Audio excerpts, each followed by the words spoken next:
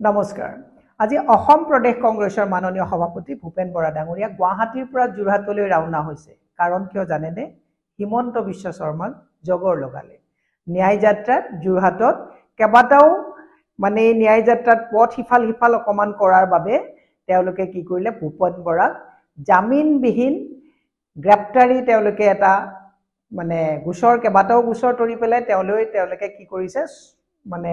তলব কৰিছে যোৰহাট থানাত অহাকালি ভূপেন বৰা ডাঙৰীয়া হাজিৰ হ'ব লাগে।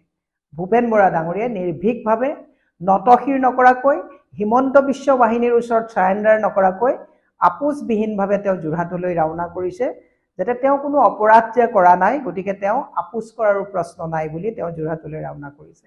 মই প্ৰতিজন আমাৰ কংগ্ৰেছৰ তৃণমূলৰ কৰ্মী অসমবাসীক এটা কথা ক'ব বিচাৰিছোঁ, হাল এৰি শিয়াল খেদা এই চৰকাৰখনে ভূপেন বৰা ডাঙৰীয়াক সেই সামান্য কথাত ন্যায় যাত্ৰাটো একচুৱেলি সফলভাৱে ৰাহুল গান্ধী ডাঙৰীয়াই যেতিয়া ইয়াত সম্পূৰ্ণ কৰিলে ভূপেন বৰা ডাঙৰীয়াৰ নেতৃত্বত, হিমন্ত বিশ্ব শৰ্মাৰ বাহিনীয়ে একেবাৰে তেওঁলোকৰ টোপনি হৰিলে আৰু সেইকাৰণে পুতক তুলিবলৈ ভূপেন বৰা ডাঙৰীয়াক গুৱাহাটীৰ পৰা তলব কৰি যোৰহাটলৈ লৈ গৈছে। আৰু ভূপেন বৰা ডাঙৰীয়া বিৰদৰ্পে আপোচবিহীনভাৱে যোৰহাটত অহাকালি উপস্থিত হ'ব, আজি ৰাওনা হৈছে।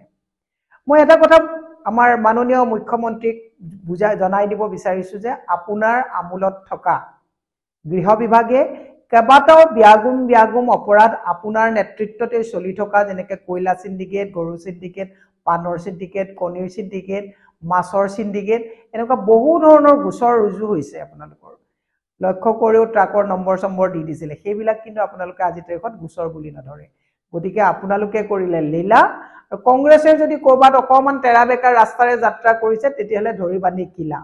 মই অসমৰ ৰাইজক ৰাজনৈতিকভাৱে সজাগ হ'বৰ কাৰণে তৃণমূলৰ কৰ্মীসকল যাতে হতাশ নহৈ ভূপেন বৰা ডাঙৰীয়াৰ নেতৃত্বত অসমত অহা 24 নিৰ্বাচনত আমি শক্তিশালীভাৱে ৰাজনৈতিকভাৱে সকলোৱে সজোৰে ভূপেন বৰা ডাঙৰীয়াৰ হাত শক্তিশালী কৰিবৰ কাৰণে আহ্বান জনাই এই স্বেচ্ছাচাৰী, দুৰাচাৰী, ভ্ৰষ্টাচাৰী চৰকাৰখন, জিতখোৰ চৰকাৰখন, এই জিতখোৰ চৰকাৰে যিটো পুতক তোলাৰ যিটো ৰাজনীতিত অভ্যস্ত হৈছে, তাৰ ঊৰ্ধত সকলোকে ৰাজনৈতিকভাৱে সজাগ হ'বৰ কাৰণে আহ্বান জনাইছোঁ।